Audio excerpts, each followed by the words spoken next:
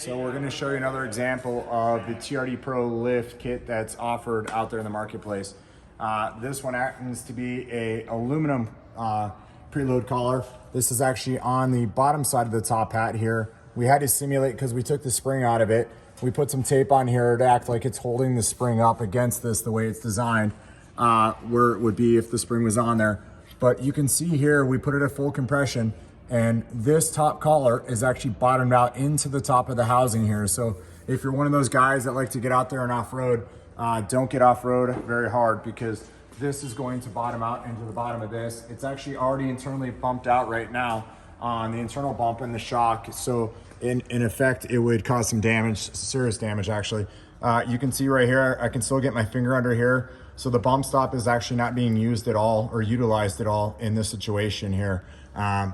The shock is taking all the weight bearing of the vehicle when the spring's in it. And it's actually contacting right here in the top ring, right into the top of the housing, just next to the seal, the shock shaft seal. So in this situation, this would be another instance that I would say probably not a great solution to putting a lift kit in your TRD Pro. But I just wanted to point those things out, that obviously this is bolted in the way it's supposed to. The bolt, the shaft and everything is hooked up the way it's supposed to be. The bump stop is not bottomed out on this. So if you're gonna use this lift, please just use it for looks and not for function, because it's obviously bumped out there and it's gonna damage the shock under hard use. So anyways, thanks for watching our video again, and we appreciate your feedback, and thank you for your business.